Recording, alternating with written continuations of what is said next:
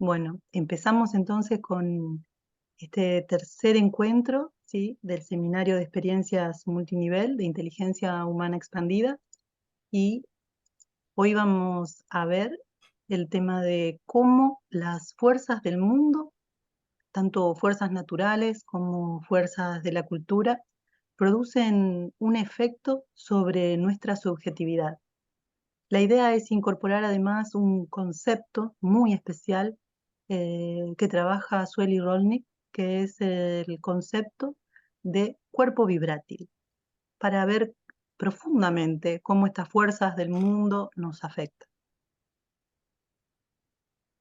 Venimos hablando, digamos, de nuestra sociedad, de esta sociedad, digamos, que tiene esta matriz utilitaria, esta matriz identitaria, esta matriz, digamos, que busca siempre la causa única del monismo, pero hay una condición de nuestra sociedad y de nuestra cultura actual que es la captura del tiempo.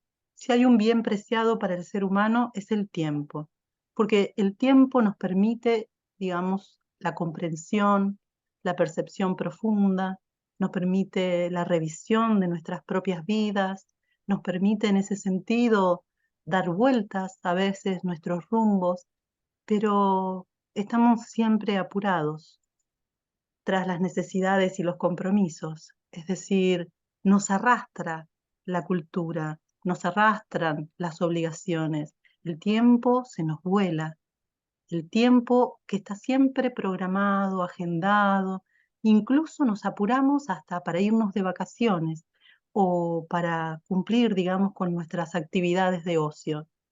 La atención, por lo tanto, la percepción, la memoria y el pensamiento, si sacamos la cuenta, están casi siempre centrados en lo laboral productivo o en el consumo. Es decir, en el tiempo del ocio también a veces estamos programados y guiados, digamos, por actividades prefabricadas que son generadas en el mundo del consumo.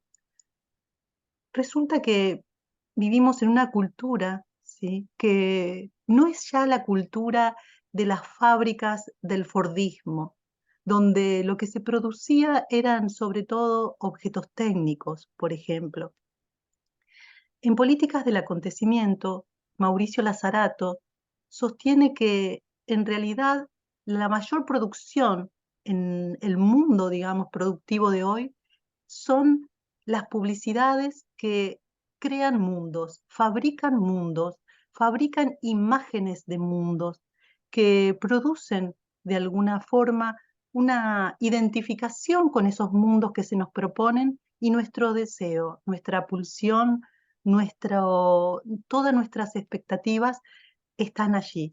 Son, dice Sueli Rolnik, paraísos terrenales, es decir, lugares que se nos presentan como hermosísimos, soñados, donde solo los elegidos de un mundo VIP entran, pero que nos hacen también tener la expectativa de que nosotros también podríamos entrar. Claro que para poder entrar allí necesitamos entregar nuestra energía vital y nuestro tiempo, trabajar y trabajar para lograr entrar en esos mundos soñados. Esos mundos soñados venden modos de ser, dice Sueli Rolnik, prêt-à-porter. O sea, hay modas, hay toda una industria del diseño que no solamente diseña objetos, sino que diseña modos de vida. Dice Dice Mauricio Lazarato, son una incitación, una solicitación para adoptar una forma de vida, es decir, adoptar una manera de vestirse, una manera de tener un cuerpo, una manera de comer, una manera de comunicar, una manera de habitar, una manera de desplazarse, una manera de tener un género, una manera de hablar. Pero dentro de este mundo que está, digamos, lleno de paraísos artificiales, terrenales, pero artificiales, estamos dentro de un mundo que tiene fuerzas naturales un mundo que es siempre metamórfico, cambiante. La pregunta es, ¿cuánto nos detenemos a percibir el día, los colores del día, su temperatura, la nitidez, por ejemplo, o la densidad húmeda del aire, la limpidez o las formas nubosas que están en el cielo, los reflejos y los tonos que el sol produce en los árboles o en las edificaciones, la dirección y la velocidad de los vientos? Todas estas fuerzas configuran el mundo en el que vivimos, pero a veces estamos encerrados, ¿sí? Atrapados en nuestros entornos laborales o en los entornos de diversión, y esa condición atmosférica se nos escapa. Una inteligencia multiperspectivista, es decir, se cree que una inteligencia tiene que ver con la posibilidad, por ejemplo, ¿no?, del cálculo, de la anticipación, pero en el campo de los negocios o en el campo de las ciencias o en el campo del desarrollo tecnológico, es decir, una inteligencia utilitaria, ¿sí? Ahí reconocemos la inteligencia. Pero nosotros estamos viendo que en el mundo en el que vivimos se nos ha escapado desarrollar una inteligencia mucho más sensible a lo que acontece, a lo que es imprevisto, ¿sí? Aquello, digamos, que se produce en cada instante, y a eso le llamamos una inteligencia multiperspectivista, que no esté enfocada en lo útil, en buscar las causas científicas y únicas de de algún acontecimiento o hecho, sino que esté disponible, abierta, ¿sí?, para atender a las condiciones del entorno, entendiendo el entorno por todo aquello que me excede, o sea, que me demanda salir de mi yo, de mis intereses, de mis expectativas, de mis necesidades. Ese afuera, ¿sí?, que es el ambiente, que es la naturaleza, que es el entorno también cultural en el que vivo, es ese afuera en donde se manifiestan las fuerzas del mundo, las fluctuantes fuerzas del mundo, que en realidad son borradas, como veíamos en el encuentro pasado, por lo que la Gestalt ha estudiado como constancias perceptivas. Ese mundo cotidiano, nuestro entorno, que reconocemos pero no vemos, porque las pequeñas diferencias, los pequeños cambios, son borrados porque el apuro, ¿sí?, que tenemos en cuanto a las exigencias de nuestro mundo social hace que no haya tiempo, el tiempo capturado, la atención cooptada por los flujos tecnocomunicacionales que genera esa hiperrealidad, ¿sí?, que nos conecta al mundo del espectáculo, al mundo de la política, de la economía, al mundo internacional, pero no hay tiempo para atender lo que acontece, por ejemplo, en las diferentes condiciones atmosféricas. ¿Será menor? ¿Será inútil? No tendrá sentido, ¿no? Será perder tiempo dentro de la concepción cultural en la que vivimos. Ni cómo, digamos, acontece particularmente un día con su color, ¿sí? ¿Cómo afecta ese día a nuestras sensaciones, a nuestro ánimo? Hay una concepción que nos acerca Gilbert Simondon, que dice, fluctuatio mundi, fluctuatio animi, es decir, el mundo que fluye incide en nuestro interior y provoca la fluctuación de nuestro ánimo. Tenemos que empezar a reconocernos abiertos y expuestos al mundo y sus vibraciones. ¿Creemos que nuestro yo está cerrado? ¿Creemos que todo depende de nuestra intimidad? Pues no. En realidad estamos abiertos y dependiendo de esas fluctuaciones del mundo. Entonces es preciso descifrar, ¿sí?, lo que ese mundo hace resonar en nuestro ánimo y en nuestra ánima. Y esa es la propuesta de este encuentro. La idea que nos acerca, en este caso, juego con 3 autores, Gilles Deleuze, Gilbert Simondon y Sueli Rolnik. Gilles Deleuze nos explica que en realidad, cuando nosotros nos creemos una interioridad y una individualidad, un yo cerrado, consistente, siempre idéntico a sí mismo, libre, que toma sus decisiones, que hace lo que quiere, en realidad somos un pliegue del mundo. Es decir, ese mundo que está afuera, que nosotros creemos lejano, que no interviene en nuestra vida, que no se cruza con nuestro interior, ese mundo en realidad es lo que se ha plegado y ha formado mi subjetividad. Yo, ustedes, cada quien, es un pliegue del mundo. La historia de sus padres, las relaciones que han mantenido, cada experiencia que han tenido en el mundo, es lo que ha conformado como pliegue su propia interioridad. Pero de eso no nos damos cuenta. Desestimamos todas las ayudas, todas las relaciones, todas las identificaciones que han conformado nuestro yo. Y creemos que ahora el mundo no nos afecta, pero en realidad siempre hemos sido afectados por el mundo y somos un pliegue de él. Nuestro cuerpo, según Sueli Rolnik, como vamos a ver un poquito más adelante, tiene una partecita muy íntima que no tenemos noticia de eso, pero que los antiguos sí conocían muy bien, que se denomina cuerpo vibrátil, que vibra según las notas, los ritmos, ¿sí? Según las temperaturas, los climas del mundo natural y del mundo cultural, ¿sí? Entonces somos un pliegue anímico, un efecto de las fuerzas del mundo. Cuando nos preguntamos, ¿por qué las infancias son como son? ¿Por qué las adolescencias son como son? Pero nunca, casi nunca nos preguntamos por qué la adultez es como es. Pero en realidad tanto infancias como adolescencias, como adultez, como la tercera edad, la vejez, son efectos de las fuerzas de este mundo. Este mundo es el que nos hace ser como somos. Se trata, según Gilbert Simondon, de una relación transductiva que hay entre el individuo y sus medios asociados. Ese es el concepto que usa Simondon. Es decir, ¿por qué hay determinados trastornos, por ejemplo, mentales en determinada época? ¿Por qué, por ejemplo, ataques de pánico, por ejemplo?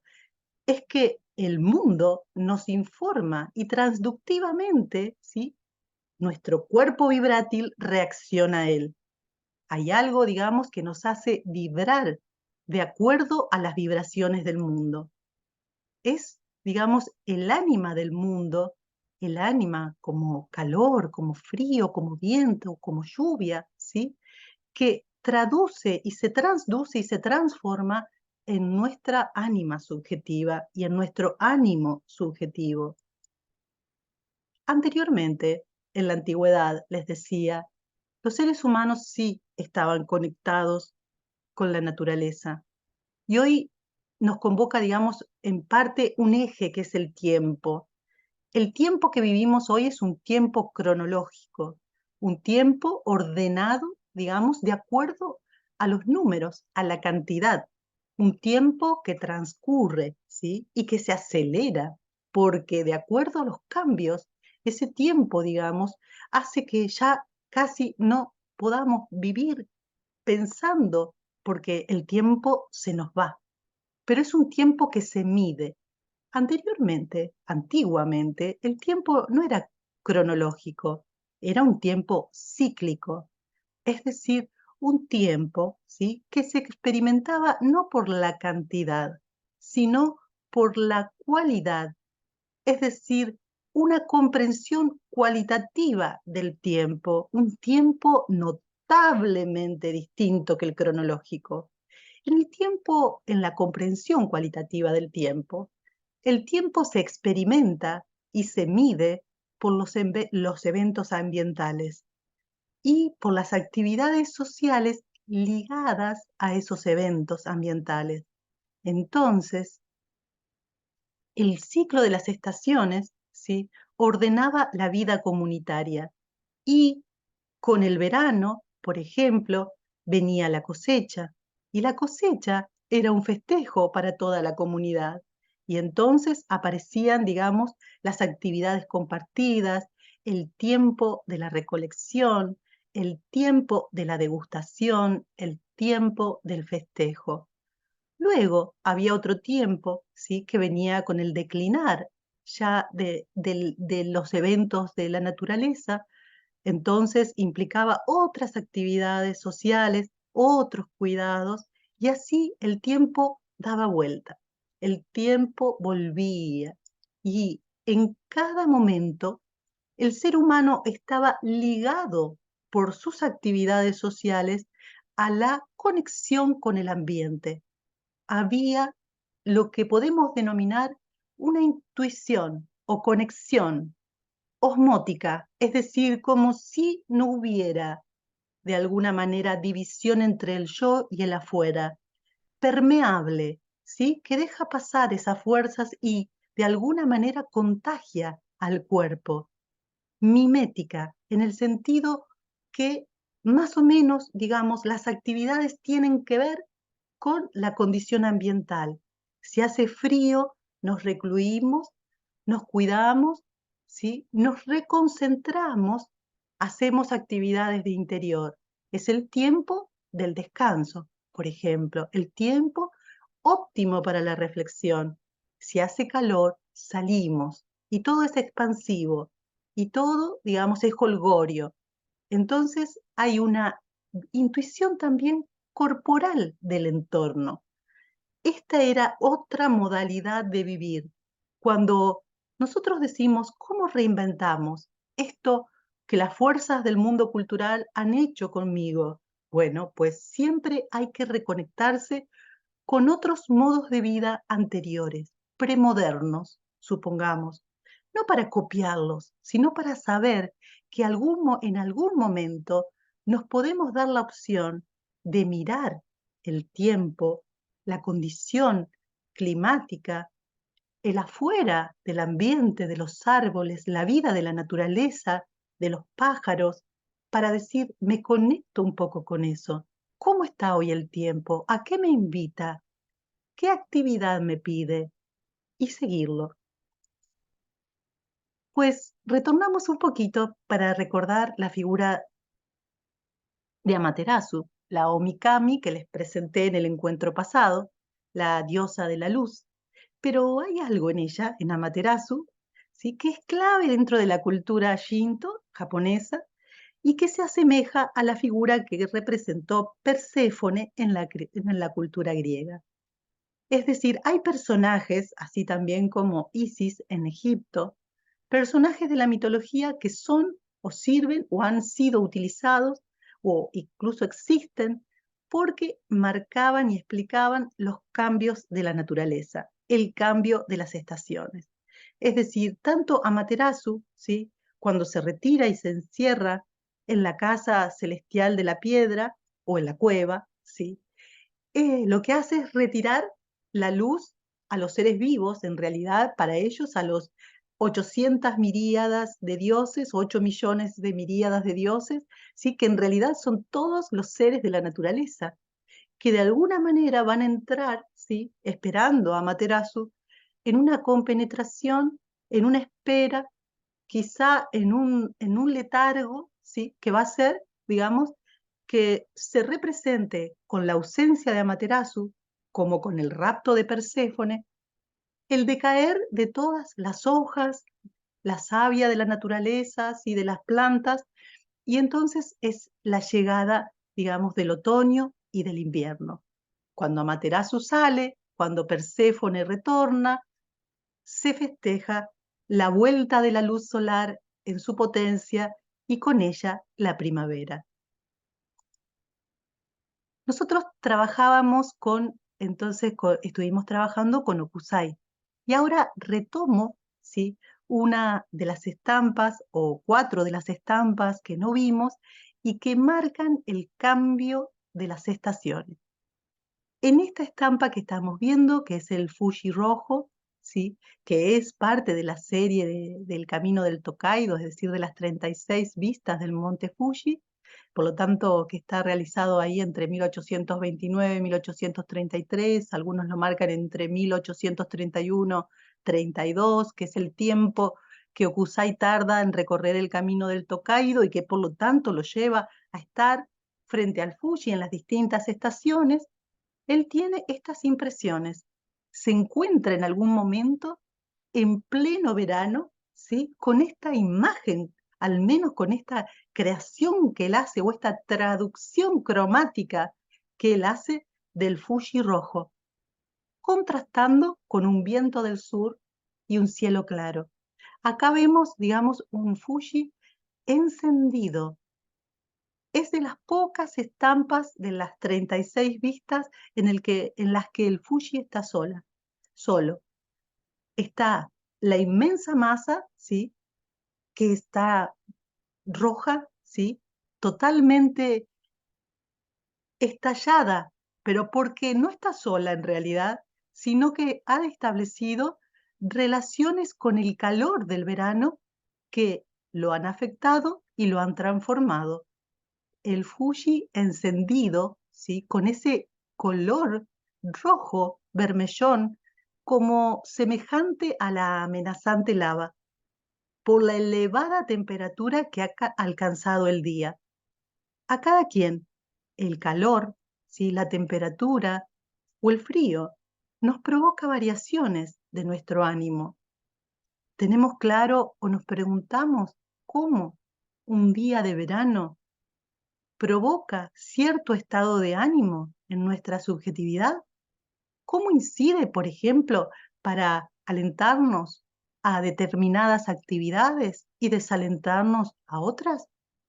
Es, digamos, preciso preguntarse esto, porque siempre nos creemos y cada vez más protegidos de las condiciones climáticas, pero las condiciones climáticas nos afectan. Deleuze nos diría: miren, si esta montaña, si esta mole rocosa gigante es afectada por un día de calor, ustedes, que son un pliegue del mundo, ¿creen que no son afectados? Y viene el otoño. En esta estampa es tan, digamos, tan poderosa. Está situada en el Shiri, en la provincia de Suruga, ¿sí? Y aquí el viento se ha adueñado de todo. Si ustedes miran, hay multiplicidad de cosas que pasan en un único instante, todos condicionados por el poder del viento. Todo está en algún tipo de movimiento. Se trata de la transición moviente del otoño, pero en realidad es aquella parte de la anécdota de la cueva de Amaterasu cuando Susano Wo la visita y destruye todo. Destruye, incluso, ¿se acuerdan? La sala del arroz, ¿sí? Donde se estaba degustando el arroz nuevo. ¿Qué pasó?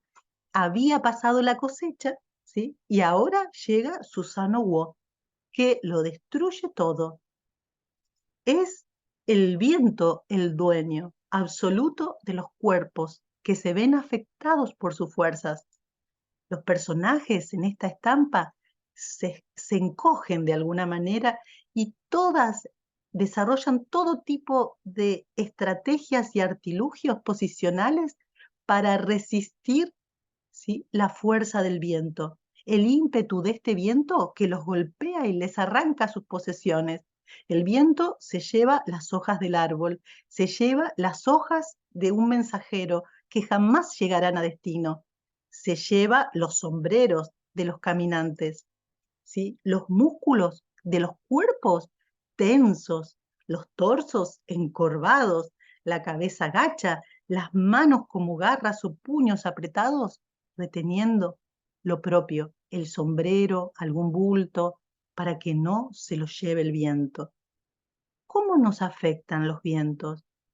¿Cómo, digamos, sus fuerzas a algunos los despiertan y les da esa sensación de libertad que puede tener la naturaleza en su movimiento? Y a otros En cambio, quizá los intimida, quizá los molesta, los arrebata, los altera. Y llega el invierno, ¿sí? La nieve de mañana en Koishikawa, donde en la noche anterior, suponemos, ha nevado muchísimo. Y aquí se levantan los paseantes y miran desde lejos al Fuji y todo el paisaje unificado por la nieve y el frío. El invierno invita a los cuerpos al refugio, al sosiego, al interior, siguiendo el declinar, ¿sí?, de las fuerzas solares con el ocultamiento de Amaterasu. Entonces la naturaleza y todo, especialmente el mundo vegetal, realiza de alguna manera, su calma, su dormir, su descenso, la caída de las hojas, ¿sí?, de los frutos, de la savia. Hay en sí, en general, un repliegue de la vida, que de esta forma repone sus fuerzas e incluso da fin a un ciclo. En este sentido, hay quien podrá sentir una cierta melancolía, hay quien podrá sentir un cierto agobio por el encierro, pero también habrá quien aproveche este clima y se sienta pleno para una producción intelectual, para una revisión reflexiva de su vida, en realidad, como un adormecerse para renovarse. Entonces, otra vez estamos pensando, ¿qué provoca en cada quien el frío y estos climas, digamos, estos climas que de alguna manera nos dicen, hagamos o realicemos ceremonias de interior? Y por fin, otra vez, en el ciclo que se renueva, llega la primavera. Y aquí tenemos el Fuji, pequeñito allá en Goteinyama, en Shimahagawa. El color rosa, ¿sí? El color rosa de las flores del cerezo llenan de júbilo el paisaje, ¿sí? Y encontramos allí al Fuji entre 7 copas, 7 redondeces que están custodiándola, 7 redondeces de distintos cerezos, ¿sí? Y fíjense cómo en este paisaje en realidad todo es curvilíneo, es decir, todo es amable, excepto el Fuji, cónico como siempre. Y hay un revuelo de encuentros y de actividades en el camino del Tokaido. Hay quien aprovecha el día, ¿sí?, para hacerse un picnic a, bajo la belleza de ese cerezo y en esa lomada que están ahí disfrutando quizá de un té, ¿sí?, quizá de alguna pequeña comida. Entonces, en este momento que estamos justamente con la llegada de la primavera, hay siempre algo que reverdece, florece, el cambio de las plumas, por ejemplo, de los pájaros, su trinar más límpido y más temprano, todo el ánimo de este mundo, entonces también nos contagia, cómo nos alegra, cómo nos invita a otras actividades, a salir, a recrearnos, a compartir, a estar afuera. Entonces, la idea es, en principio, preguntarnos qué sensaciones produce en cada quien el calor y el color de cierto día. ¿Cómo nos afectan las intensidades y las direcciones de los vientos? ¿Qué nos provoca y evoca un hermoso o molesto, quizás, sonido del agua al correr? ¿Cómo impulsa o puede impulsar, si nos detenemos, nuestra imaginación, la mirada concentrada en el paso de las nubes? ¿Cómo siente nuestro cuerpo la proximidad de una tormenta y de un día húmedo? Se trata de recuperar algo de la compenetración entre el afuera y el adentro, porque esto existe, pero no lo percibimos. Siempre se da un flujo continuo de información e intensidades que nuestro intelecto no advierte, y mucho menos nuestro intelecto occidental, siempre apurado, siempre cumpliendo con lo útil y lo que se debe, siempre tratando de no salirse de la norma. de no perder el tiempo. Recuerden, fluctuatio mundi, fluctuatio animi. Es entonces necesario percibir o reconocer las fuerzas del mundo sobre nuestro cuerpo vibrátil.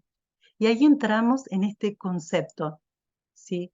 Porque se trata de recuperar la sensibilidad adormecida por el ruido del mundo cultural, por el ruido del mundo hiperconectado. Necesitamos reconectarnos sensorialmente a la fuera del mundo fluyente. Para eso, claro, deberemos desconectarnos un poco del mundo tecnocomunicacional, porque nuestra sensibilidad y sensorialidad está casi inhibida por la automatización electrónica e informática, por la hipervelocidad de estos tiempos y por la hiperrealidad que ha creado o generado. Es decir, cada vez menos estamos percibiendo cuando, por ejemplo, tenemos toda una conducción asistida y entonces ya nos calculan por nosotros las distancias. El cuerpo humano disponía antiguamente de un saber para presentir las fuerzas del mundo, ¿sí? Exactamente como aún lo tienen los animales. Ese saber que dije que era un saber osmótico, mimético, corporal, que hace percibir, por ejemplo, a los pájaros la proximidad de una tormenta. En nosotros ese saber fue acallado, anestesiado, desactivado por la conducta imperante. Y esto no es sin consecuencias. No es sin consecuencias porque esto era la posibilidad que teníamos de defensa, de alerta, incluso de reinvención cuando las cosas no marchaban bien.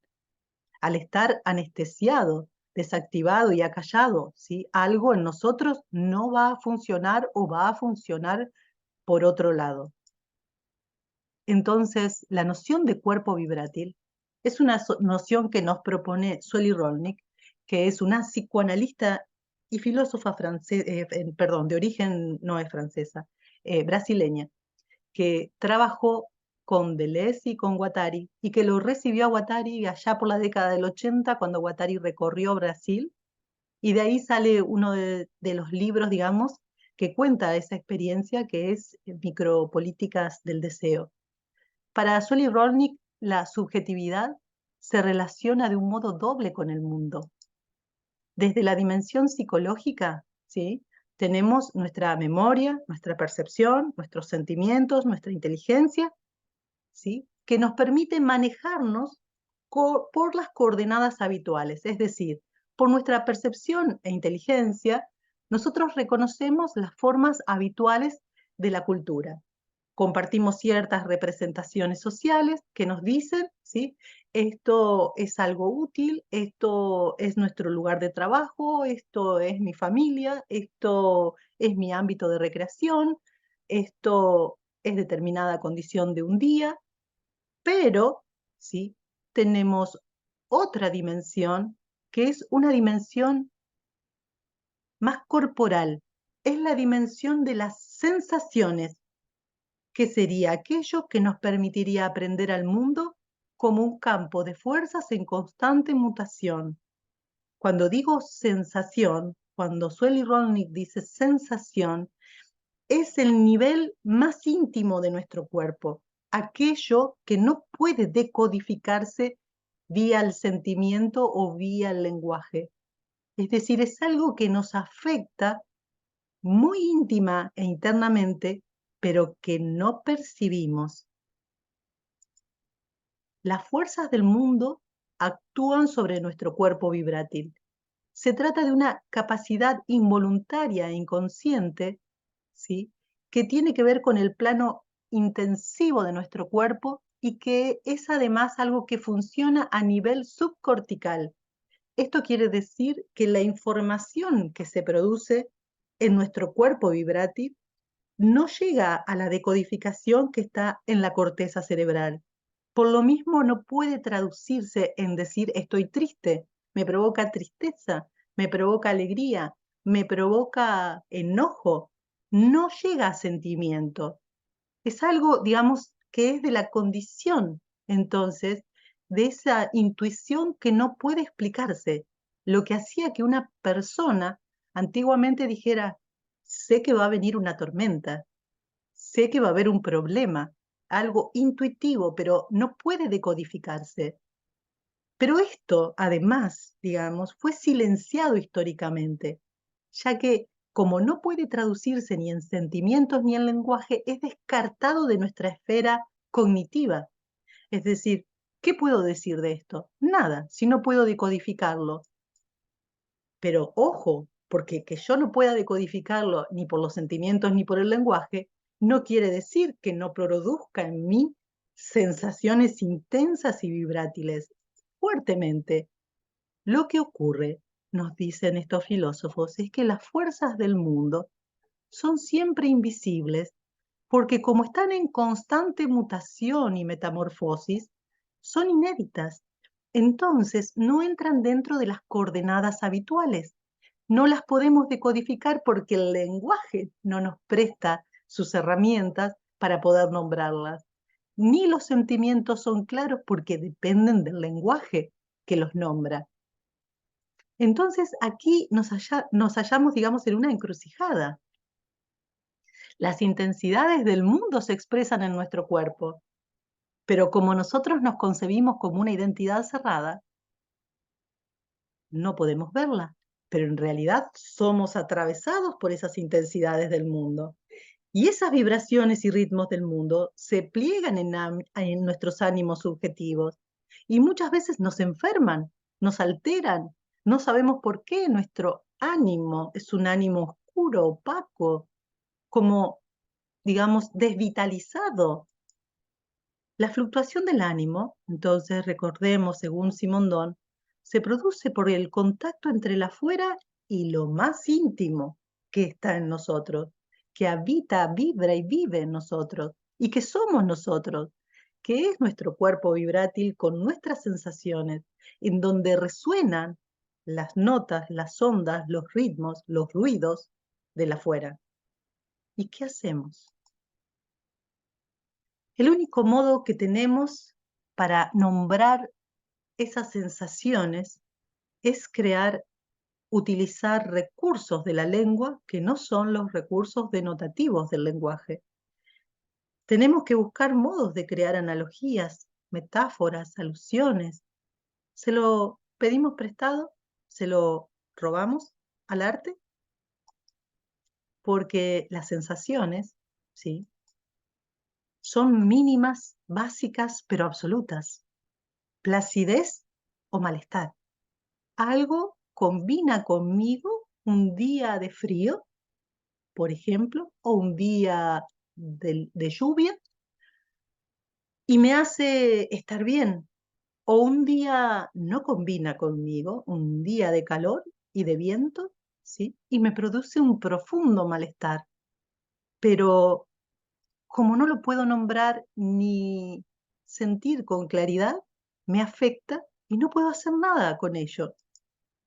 Si yo reconozco que el mundo me afecta, que no soy una individualidad cerrada, entonces empiezo a prestar atención al mundo y a los efectos de las fuerzas de ese mundo que actúan en mi cuerpo y que actúan en mí, porque no es mi cuerpo, sino que es mi ánimo y mi ánima. Entonces tenemos que acudir a ejercicios simbólicos analógicos, porque esa es la vía indirecta del lenguaje que nos permite la conexión con lo vibrátil. Hokusai entonces materializa el efecto de la fuerza del viento, ¿sí? El viento azotando al árbol, arrancándole sus hojas, despojando al mensajero de sus cartas y al otro caminante de su sombrero. Los cuerpos de los viajeros, como dijimos, encorvándose, tensándose para defenderse de los violentos flujos de aire. Los puños como garras, aferrándose a las posesiones para que no se vuelen. Así entonces, imitando el lenguaje del arte, tenemos que generar gestos, ¿sí?, música. Acá, fíjense, tenemos que representar desde nuestra subjetividad, usar nuestro cuerpo para poder hacer aquello, digamos, crear aquello que el mundo produce en nosotros. Es el arte el que puede captar las fuerzas invisibles. Recordemos, Gilles Deleuze nos explica claramente en La lógica de la sensación, que es un libro que, bueno, como todos los libros de Deleuze recomiendo, La lógica de la sensación, donde trabaja en realidad con el arte de Francis Bacon, decisión que, bueno, había tomado lo incluí y lo quité para no hacer extenso este encuentro. Y porque además es como un poco choqueante y, digamos, hubiéramos entrado en otro ritmo. Pero bueno, ayer lo había incluido y después decidí quitarlo. Pero lo que nos enseña Deleuze en esa obra, ¿sí? En donde nos explica muchas cosas sobre las cualidades del arte, y ahí está lo que el otro día conversábamos acerca de lo que hace un artista para salir del cliché y poder hacer visibles fuerzas que no lo son, que es la noción de diagrama. Deleuze en esa obra trabaja cómo hacen los artistas, los geniales artistas, un diagrama para romper con los clichés y para hacer visibles las fuerzas que no lo son.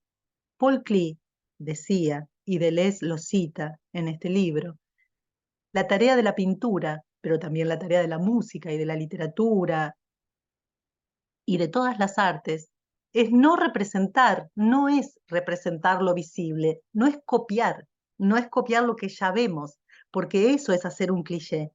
El artista tiene que hacer visible lo invisible. Es decir, es poder representar las fuerzas del mundo que los demás no ven. Claro que para eso hay que ser muy sensible y conectado con el cuerpo vibrátil. Por eso muchas veces el arte trae problemas a quienes hacen arte, porque trabajan con su cuerpo vibrátil. Se trata de pintar la acción sobre el cuerpo que producen las fuerzas invisibles. Y ahí lo hubiéramos visto excelentemente bien con Francis Bacon, pero no quería traer esa, digamos, esa onda hoy a este encuentro. Porque el cuerpo intenso, vibrátil, va a ser recorrido todo el tiempo por las ondas y los ritmos que traza en nuestro cuerpo, fíjense, dice Deleuze, niveles y umbrales, según las variaciones de su amplitud, porque la sensación es siempre vibrátil. Esto quiere decir que el mundo puede alterarnos, que el mundo puede dormirnos, que el mundo puede provocar sobre nuestro cuerpo sin que nos demos cuenta, ánimos muy diversos. Lo que ha encontrado el arte a lo largo de toda su historia es la forma de hacer visible cómo los cuerpos, cada cuerpo de modo singular, porque no a todos los cuerpos ni a todas las subjetividades, las fuerzas del mundo tratan del mismo modo, porque hay combinatorias, cuerpos a los que les conviene una fuerza y cuerpos a los que no les conviene esa fuerza. Entonces, es un trabajo singular descubrir cómo cada fuerza del mundo me afecta conveniente o inconvenientemente. Más allá de las fuerzas atmosféricas, existen potencias engendradas en las esferas humanas, que también operan transformaciones sobre los cuerpos. Fuerzas del mundo que podremos dilucidar en las marcas que dejan las gestualidades en las posturas de los cuerpos.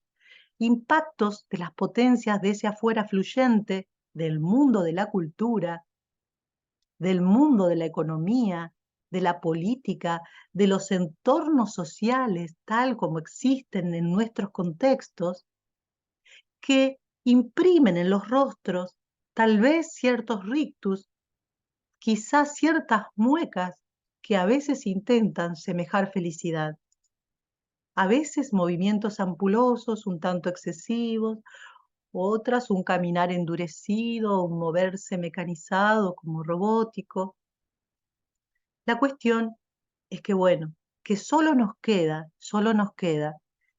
trabajar tratando de hacer conscientes en nosotros las fuerzas y cómo las fuerzas afectan, ¿sí?, a nuestros cuerpos y subjetividades.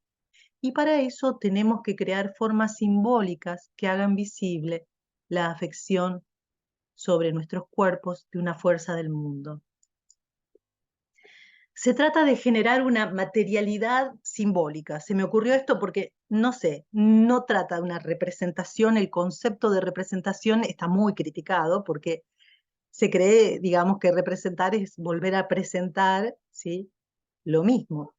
Pero a veces tenemos que hacer un ejercicio no de representación, sino de traducción o transducción, pero crear una materialidad simbólica que puede ser lingüística, musical, coreográfica, visual, dramática, gestual, kinésica, del modo que se nos ocurra, ¿sí?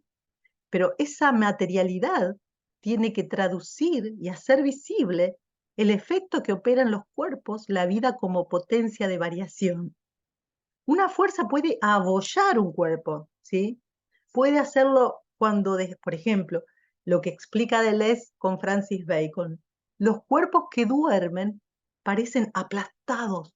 No sé si por la fuerza del mundo o la fuerza del sueño, pero es importante ver la afección que provoca cada fuerza en el cuerpo. Y siempre en el arte hay una intensificación para ser visible. Y esa traducción entonces es siempre inventiva, porque no copiamos nada, no queremos de alguna manera, no queremos hacer lo que hace el viento con los cuerpos, queremos inventar el efecto que a lo mejor es mayor para nosotros que lo que vemos en una imagen.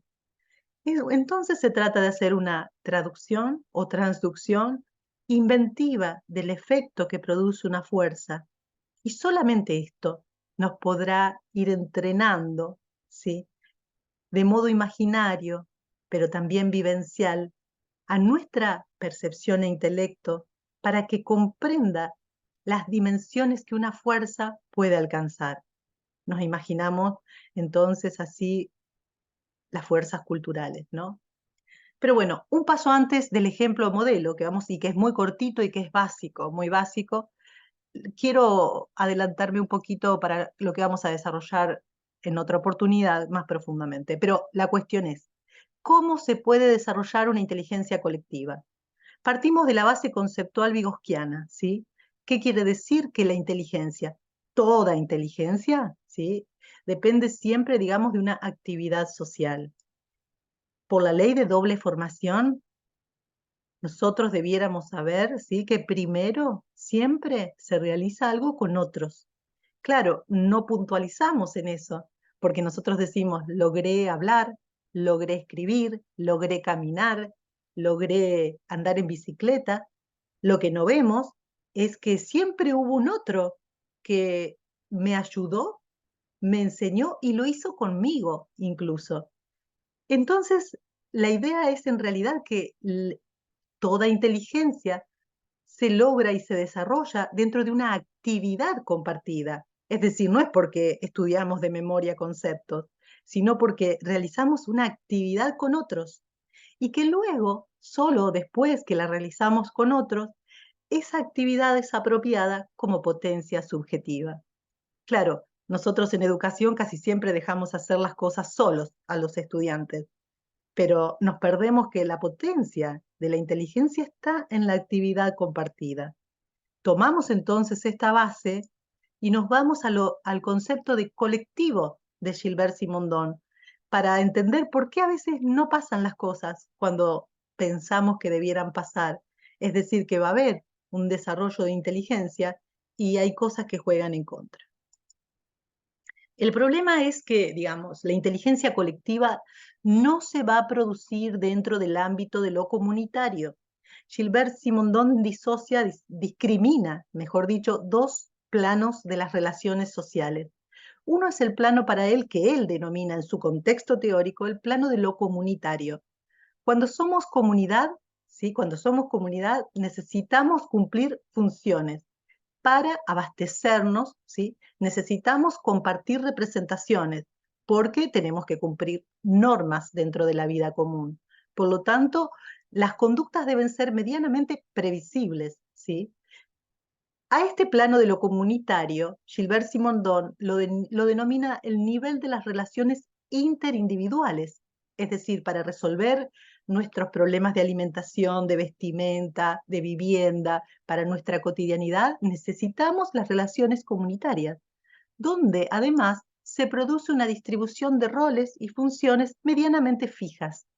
Pero en este plano, cada quien reconoce en el otro determinado rol, docente, alumno, y lo trata y de alguna manera lo reifica, lo cosifica en su función y en su rol, es decir, más allá del nombre, profe o estudiante, ¿sí? Se espera determinadas conductas de ese profe o de ese estudiante en su rol. Y esto en realidad lo que hace es mantener más o menos las cosas medianamente uniformes, semejantes, ¿sí? Es decir, van a permitir la resolución de los problemas cotidianos, cubrir nuestras necesidades, pero no van a permitir el desarrollo de una inteligencia inventiva, y eso es lo que estamos buscando. La dificultad es que lo colectivo se trabaja o aparece solamente cuando las relaciones individuales son superadas por relaciones transindividuales. Y esto implica que cada quien esté de alguna manera desubjetivado de su rol fijo. O sea, hay que buscar para eso la condición o la situación extraordinaria. Hay que generar una situación extraordinaria. No hay otra, no hay otra. Hay que buscar el modo. Hay que salirse de los roles prefijados, porque solo las relaciones transindividuales y el funcionamiento de lo colectivo, que hoy vamos a entrar solamente en esto, pero no lo voy a desarrollar profundamente porque no nos da el tiempo, solamente esto va a habilitar la individuación, entendida la individuación como la capacidad de inteligencia o de variación amplificadora de las potencias de acción. Es decir, me vuelvo más inteligente, quiere decir que resuelvo mejor situaciones que antes no resolvía. Por ejemplo, mi conexión con el mundo y el entorno que me rodea y el reconocimiento de las fuerzas que actúan sobre mí. Se trata de generar una situación extraordinaria, pero además, solamente cuando entran en relación gente que no esté cosificada por su rol, que haya salido de la situación ordinaria, pueda interactuar, porque en la diferencia que cada quien puede aportar, o sea, en la relación de los muchos que se junten con sus diferencias, y si hay alguien que tiene una diferencia mayor, va a mover al grupo de manera más inventiva, ¿sí? Porque cada quien, cuando se pone en juego una actividad inventiva, como esta que vamos a hacer ahora, va a aportar algo distinto, y depende entonces de qué potenciales latentes que lleve en sí cada quien, active y ponga en juego. No hay forma de hacer esto de modo individual. No se va a lograr nada. No hay forma de hacer esto de modo dentro de los roles ya fijos. Es una pregunta. ¿Cómo hacer inteligencia colectiva? Entonces, solo podemos experimentarlo, ponerlo a prueba,